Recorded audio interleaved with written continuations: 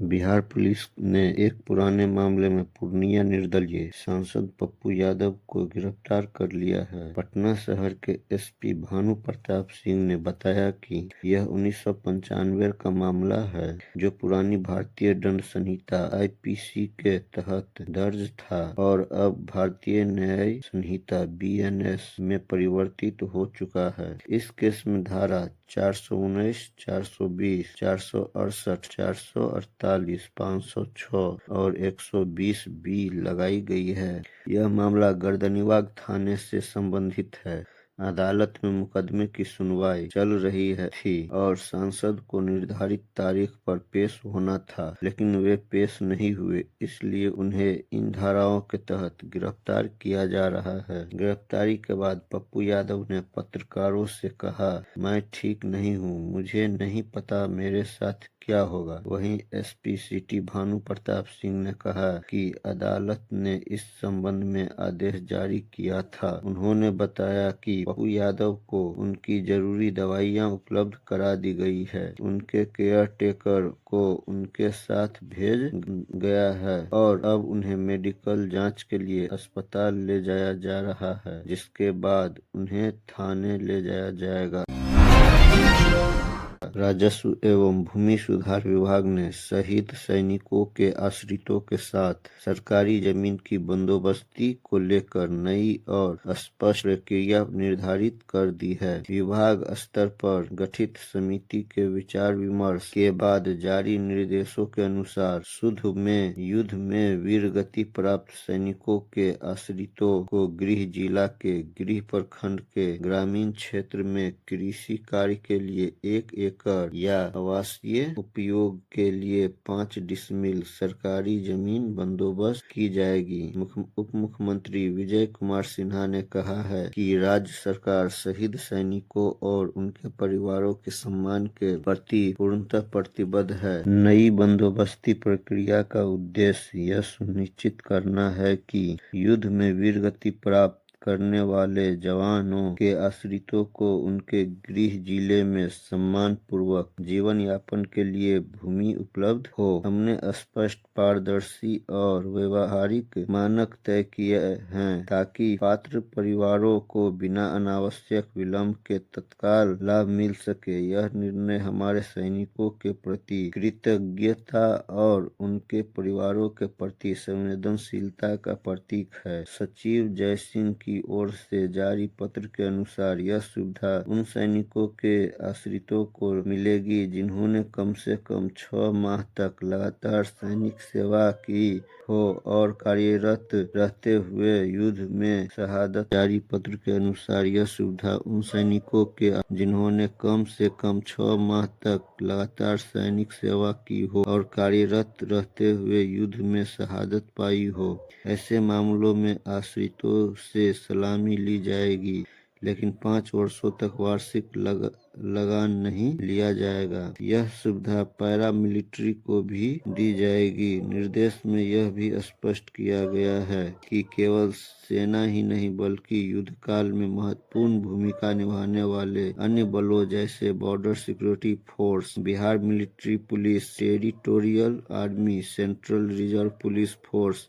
Border scouts, BRF, लोक सहायक सेवा, एनसीसी, होमगार्ड और असम राइफल के जवान यदि युद्ध में वीरगति प्राप्त करते हैं तो उनके आश्रित भी इसी प्रावधान के तहत भूमि बंदोबस्ती के पात्र होंगे। हालांकि इसके लिए सेलर्स, सोल्जर्स एवं एयरमैन बोर्ड की अनुशंसा और न्यूनतम 6 माह की संतोषजनक सेवा का प्रमाण पत्र अनिवार्य होगा। डीएम को पूर्व की तरह ही इस प्रकार की भूमि बंदोबस्ती का अधिकार रहेगा, लेकिन यह केवल ग्रामीण क्षेत्र की सरकारी विवाद मुक्त जमीन पर ही लागू होगा। साथ ही यह भी अनिवार्य किया गया है कि चयनित भूमि भूदान, भू हदबंदी, सैरात, कब्रिस्तान, शमशान, धार्मिक स्थलों अतिक्रमण और न्यायालयीन विवाद से पूरी तरह मुक्त हो। इस आदेश की तिथि से पूर्व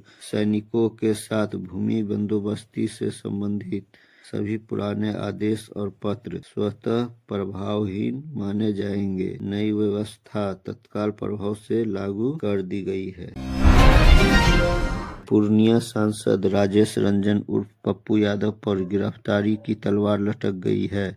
पटना के मंदिरी स्थित सांसद के आवास पर पुलिस की टीम पहुंच गई है। पुलिस उन्हें गिरफ्तार करने पहुंची है। जानकारी के अनुसार पप्पू यादव सहयोग नहीं कर रहे हैं। पुलिस ने गिरफ्तारी वारंट दिखाया पर वे मानने को तैयार नहीं हुए। पप्पू यादव के समर्थक गिरफ्तारी का विरोध कर रहे हैं। 35 साल पुराने एक केस में उनके खिलाफ पुलिस ने कोर्ट से गिरफ्तारी का वारंट हासिल किया है। गिरफ्तारी के लिए दोनों ओर से खींचतान चल रही है। मीडिया रिपोर्ट्स में बताया जा रहा है कि धोखाधड़ी कर मकान किराए पर लेने और धमकी देने के एक केस में एमपी एमएलए विशेष अदालत ने सांसद राजेश रंजन उर्फ पप्पू यादव समेत 3 आरोपियों के खिलाफ कुर्की जब्ती का आदेश पिछले दिनों जारी किया था। उसके बाद भी पप्पू यादव न्यायालय में हाजिर नहीं। यह आदेश विशेष न्यायाधीश प्रवीण कुमार मालवीय की अदालत द्वारा दिया गया था।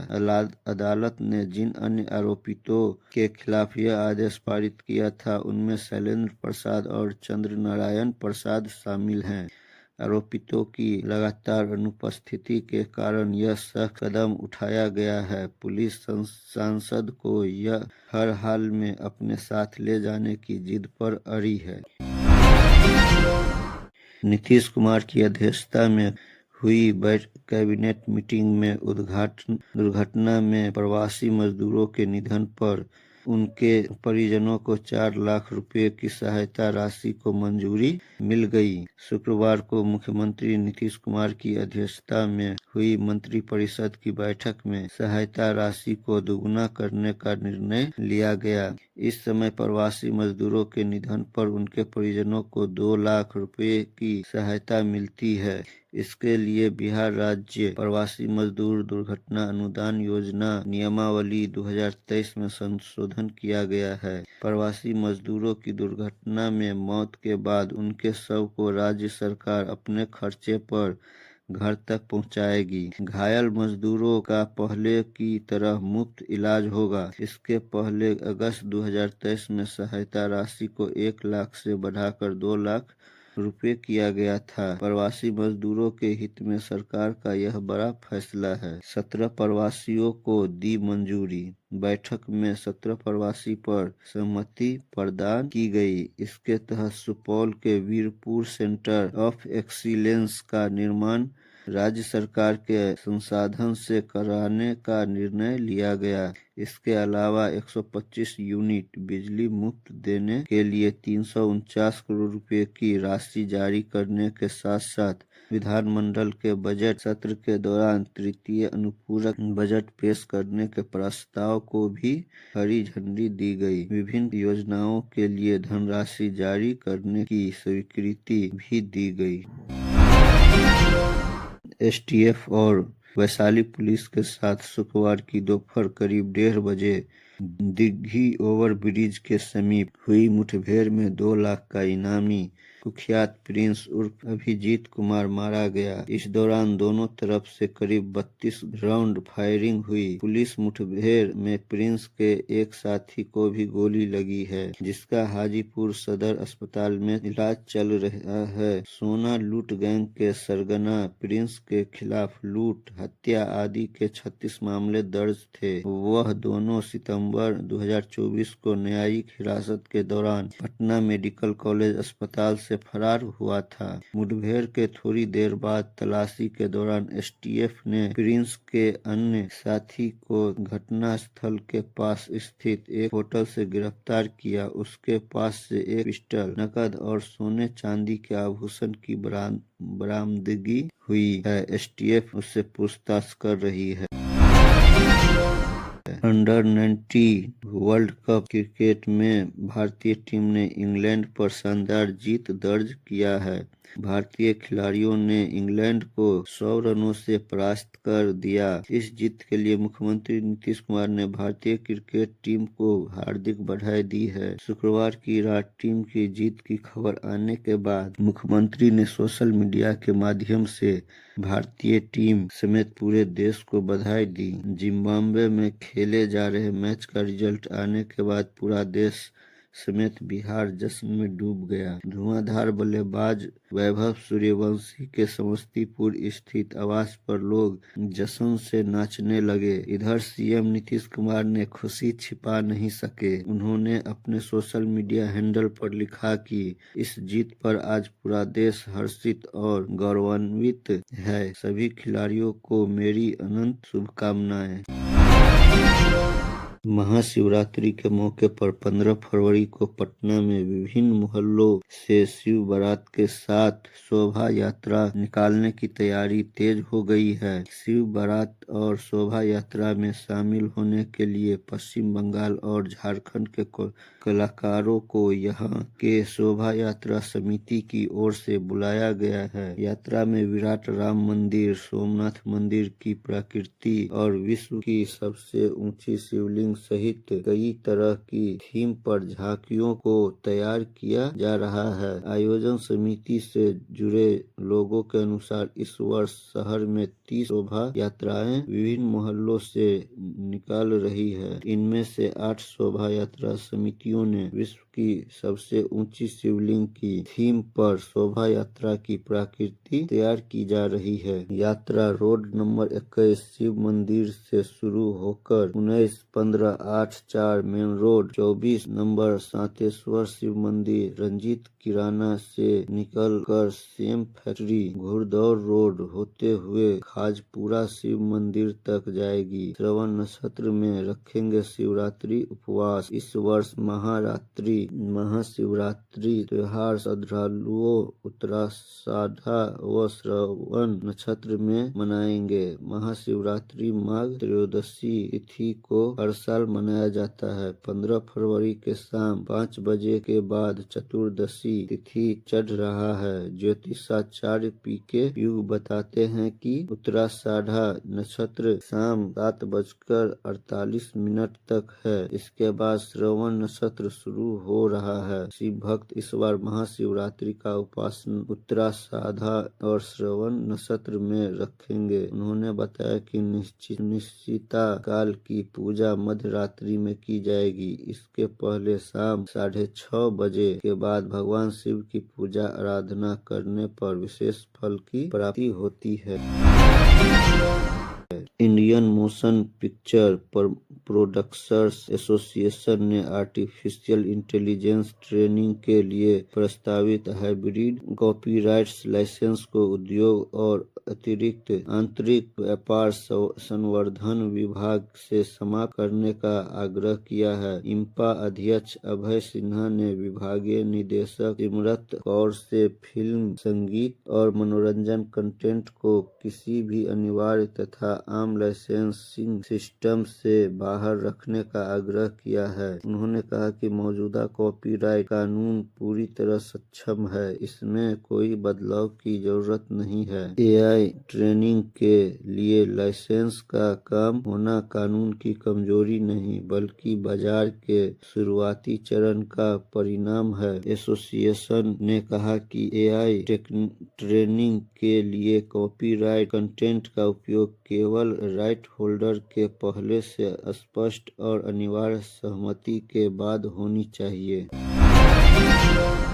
आईआईटी पटना के वार्षिक टेक्नो कल्चरल मैनेजमेंट महोत्सव अन्वेषण 2026 का शुक्रवार से औपचारिक शुभारंभ हो गया। अन्वेषा के 15वें संस्करण की थीम पैलिंजेनेसिस रिवेरी है। जो पुनर्जन्म, कल्पनाशीलता और रचनात्मक नवोत्थान का प्रतीक मानी जा रही है। महोत्सव का आधिकारिक शुभंकर 81 नवाचार, युवा ऊर्जा और उत्साह का प्रतिनिधित्व करता है। उद्घाटन दिवस पर दिन भर छात्र केंद्रित गतिविधियों के बाद सायंकाल भव्य उद्घाटन समारोह का आयोजन किया गया, जिसमें छात्रों की व्यापक भागीदारी देखने को मिली। उद्घाटन समारोह के बाद आयोजित सांस्कृतिक संध्या में मनहर सेठ की काव्यात्मक महफिल, स्पीक मैके की ओर से प्रस्तुत कविता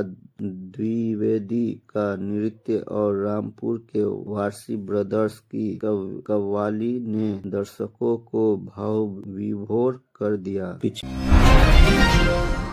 पिछले एक पखवाड़े से तापमान में उतार चढ़ाव का दौर अगले सप्ताह भी जारी रहने की संभावना है। उसके बाद तापमान में तेजी से सुधार आ सकता है। शुक्रवार को मौसम विभाग ने अगले 5 दिनों का पूर्वानुमान जारी कर इसकी संभावना व्यक्त की है। इसी बीच पिछले 24 घंटे में अधिकतम तापमान में 1 डिग्री सेल्सियस तो न्यूनतम तापमान में 2 डिग्री सेल्सियस की गिरावट आई। साथ ही पछुआ की गति मंद पड़ने से दिन जहां अपेक्षाकृत गर्म रहा, वहीं रात में सामान्य से अधिक सर्दी महसूस हुई। पूसा स्थित ग्रामीण मौसम विज्ञान विभाग के नोडल पदाधिकारी डॉक्टर ए सत्तार ने बताया कि पश्चिमी विक्षोभ की वजह से तापमान में उतार चढ़ाव जारी रह सकता है। फिलहाल पछुआ हवा के कारण कभी दिन का तो कभी रात का तापमान गिर सकता है। हालांकि इसकी गति अब धीरे धीरे मंद पड़ सकती है। इससे सुबह के साथ ही देर रात में भी कोहरे का असर कम होगा। वहीं 15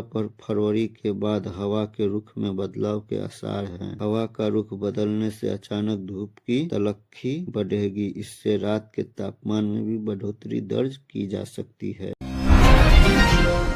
आधारभूत संरचनाओं के विकास को लेकर चयनित भूमि से अतिक्रमण हटाने के लिए जिला प्रशासन का अभियान शुक्रवार को सिकंदरपुर नाका चौक से लकड़ी ढाही तक चला। इस दौरान बूढ़ी गंडक नदी बांध के दाहिने किनारे सरकारी जमीन पर अतिक्रमण के विरुद्ध कार्रवाई की गई। अतिक्रमण जमीन पर बनाए गए पक्के और कच्चे निर्माण को बुलडोजर से तोड़ा गया। अभियान का नेतृत्व एसडीओ पूर्वी तुषार कुमार कर रहे थे। उनके साथ मुसहरी सीओ महेंद्र शुक्ला सहित जिला राजस्व विभाग से जुड़े अधिकारी और भारी मात्रा में पुलिस बल था। सुबह 11 बजे से लकड़ी ढाई की ओर से अतिक्रमण हटाओ दस्ता की कार्रवाई शुरू हुई। इससे अतिक्रमणकारियों में हड़कंप मच गया। कच्चा निर्माण किए लोग खुद जमीन से अपना सामान हटा लिया। इनमें चाय पान की दुकानें अधिक थी। वहीं पक्का निर्माण को बुलडोजर से ढाया गया। कुछ लोगों ने प्रतिरोध का प्रयास किया, लेकिन भारी पुलिस बल को देख पीछे हट गए। एसडीओ पूर्वी ने बताया कि स्मार्ट सिटी से बन रहे एसटीपी तक गंदा पानी ले जाने के लिए बांध के किनारे बुडको बड़ा नाला बना रहा है। और निर्माण परियोजनाओं की समीक्षा के दौरान शुक्रवार को डीएम ने विकास कार्यों में देरी पर अधिकारियों को चेताया। डीएम सुब्रत कुमार सेन ने कहा कि विकास कार्यों में अनावश्यक देरी बर्दाश्त नहीं की जाएगी। बागमती परियोजना अंतर्गत मौज चंदौली में आरेखन का कार्य पूर्ण होने के बाद भूमि अर्जन अधिनियम के तहत जल्द अधिसूचना का प्रकाशन से तटबंध निर्माण के कार्यों में तेजी आएगी। मौजा बड़ी चादर 2 व चंदौली अंतर्गत मकानमय सहन योजना के मामलों में डीएम ने कैंप लगाया। रायतों को शीघ्र भुगतान के निर्देश दिए। एसडीओ पश्चिमी व जिला भूअर्जन पदाधिकारी को क्षेत्र का भ्रमण करके रायतों से संवाद करने और 1 सप्ताह में भुगतान शिविर लगाने को कहा।